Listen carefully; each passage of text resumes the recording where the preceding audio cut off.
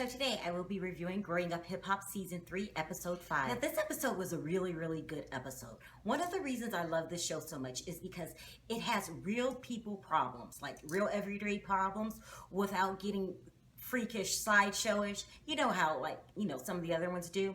There's no mindless fighting or mindless fights for no damn reason or for camera time. These are real problems. So last week I was joking around and I was saying, Brianna, does Brianna get an asshole pass? She really is an asshole, and she knows she's an asshole, but she gives herself the excuse, well, I'm an asshole. But really, what you're saying is you're an inconsiderate, selfish person. I mean, it's really not funny anymore. Something's really wrong with her. It's not a joke. So last week she heard that Kristinia was having an affair with her record producer, Adonis, and she tried to call her out in front of everybody. And I think humiliate her. But no, you don't get a pass. And then she says, well, I'm family. So, I don't want you to lie to me. But first of all, who died and made you the damn principal? She doesn't have to explain herself to you. It's none of your damn business. And when she was saying to you, listen, stop saying this, and you're not being a friend to me right now because I was a friend. You're forgetting I was there for you. Okay. Brianna had the nerve to fix her lips and was like, when were you there for me? And she was like, last year when Iman was beating your ass. And she was like, no, you weren't there for me. You were there, but you weren't there for me. Listen, how ungrateful and unappreciative can you get? You'll find one in every crowd. There's always those people that will suck the life out of you, want you to do this and this and that and this and this, that for them. And then when it's their turn, they can't return the favor. Not only does she not return the favor, she's helping spread the rumor. Okay. She should have stopped that immediately when nosy ass TT came over to her and told her the news. She should have been like, listen, that's a good friend of mine. If you want to know what's going on, go ask her. But no, she indulged it. She spread it around, and then she embarrassed her in front of people. And at the end of the day, she doesn't owe you a damn thing, Brianna. I'm so over this girl. I felt bad for her because she said when she grew up, all they ate was sliced Velveeta cheese and Kool-Aid. But I don't anymore. So you need to go take a seat and have another piece of Velveeta. I'm just saying. Then there's Angela and the whole Simmons situation. So Angela is not on good terms with her sister Darian, not Vanessa. And basically last week Darian told her she pretty much didn't want anything else to do with her. And Angela started crying. Darian started crying, but she must have meant what she said because she didn't change her words. So this is hard to watch because you could see the pain, in my opinion, in Angela's face and Darian's face. Darian was serious. I tried for 8 years. 8 years is a long damn time. But, if you do people wrong, Angela, you can't expect them to forgive on your timetable. So maybe this is a temporary situation. But I think there's a bigger problem here. Something's going on with Angela. Everyone's saying it. You have long periods of absence. What's going on? Why can't you connect with your family the way you used to? What's going on? I mean, do we need to be concerned about you too? I mean, it's just too many unanswered questions. And Vanessa's trying to be patient with you. Vanessa's very patient. Because if it was me, I'd have been asking all kind of questions. I probably would have showed up at the crib what the hell going on up in here? Because something ain't right. Maybe it'll unfold as the season progresses. Next, there's Romeo. He's going through the most. Well, he's got kind of going through what Kristinia is going through, but on a bigger scale because, he's 10 times richer than Kristinia. So last week, he had a friend he found out was talking trash about him. He had the cousin there when he was approaching him. The cousin hit him, and all mayhem broke loose. Romeo texted the guy and apologized for his cousin acting a fool because, he don't have no control of that. But here come ungrateful people, just like that damn Brianna.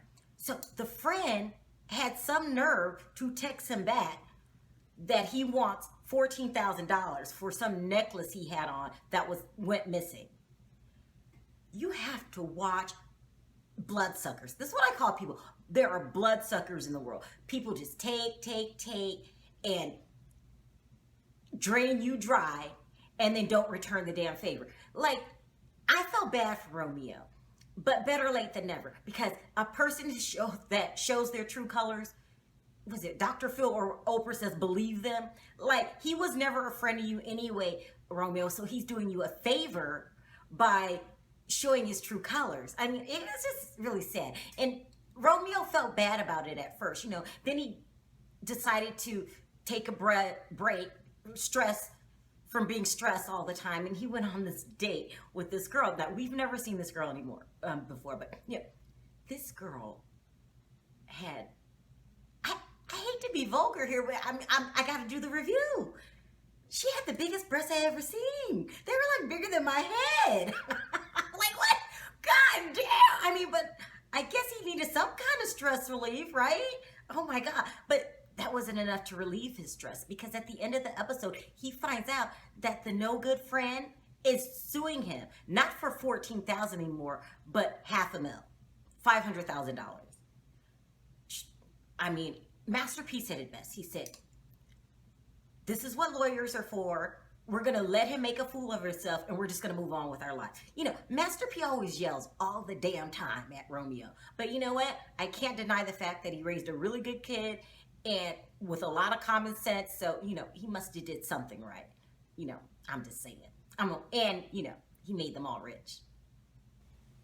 Then there was Kristinia really struggling with these rumors that are going around town. And not only they're going around town, they're being spread by her best friend. Well, not best friend, but her good friend, Brianna. And then that no good cousin of Peppa's. We're going to talk about her in a minute. But Kristinia handled it very well.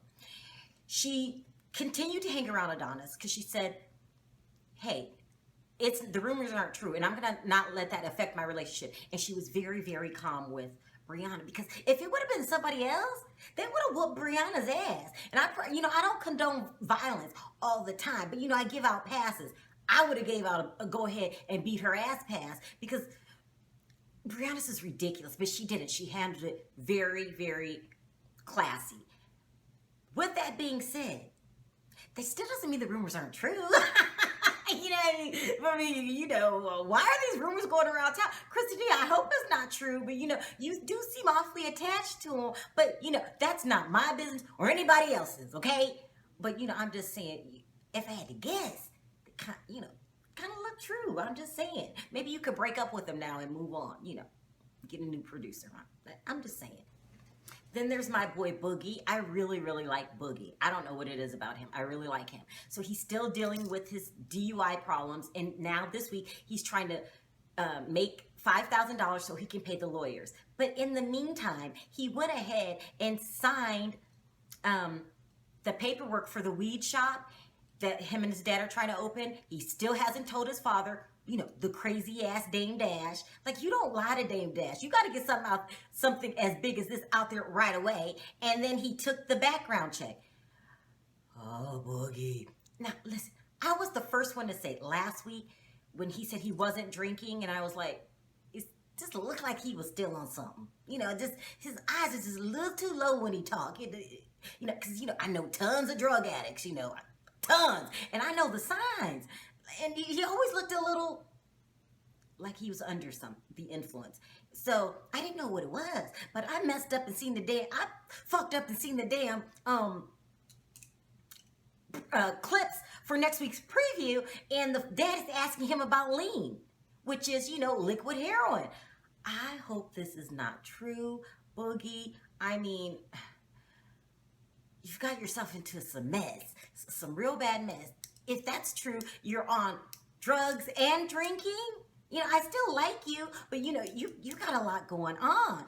But I also like the way that you dealt with nosy ass TT's ass. The girl that's going around spreading your DUI rumors. Well, they're not rumors. I mean, you did get a DUI, but going around telling everybody else your business. Please, I wouldn't trust that girl with a 10-foot pole. Like, you did right by pushing her to the side and basically dismissing her ass. Like, you've been dismissed. And you're going to need to dismiss her because you got some serious problems going on. Then I saved the best for last. That's the whole Egypt storyline. Okay, so Egypt is Peppa's daughter, and Peppa wrote a book a long time ago, and she didn't want Egypt to read the book because there was a lot in the book that she didn't want her daughter to know. Well, first of all, it's hard for me to believe this storyline here because you're 18. Like, you ain't got $7 to go buy a paperback book? Because I see it's paperback. It's not even the hardcover. It's paperback. Like, you could have been read that book. Are y'all trying to push the book? But then I go back and forth because of what's in the book. I know what's in the book. Remember when Tretch used to beat her ass? It was a very volatile, passionate relationship, but it was volatile. And, you know, he's forever cheating on her. You know, this was back in the day when Tretch was, you know, down with OBP.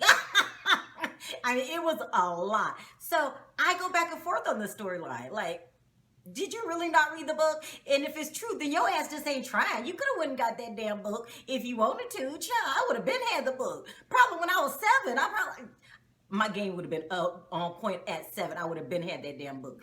But okay, so you convince your no good cousin into getting the book for you, and supposedly she gets the book for you. Now, let's talk about why I call your cousin no damn good. So society is full of shit starting, no good, double talking bitches. There's so many bitches out there in the world. But Egypt, you just happen to be related to one. Like, TT has come to town and got in everybody's business.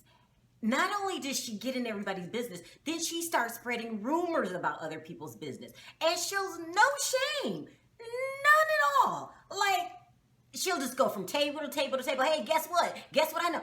This is a blood-sucking person. Now, I ain't trying to talk bad about your niece Peppa, because I love you, but you know, you can have a niece that's a shit starter. You know, people got personalities, and she's got a horrible one. Like, you cannot go around muddying everyone's name and don't expect it to come back to your ass. Now, right now, I wasn't even thinking about you when I first met you. This nice little skinny chick.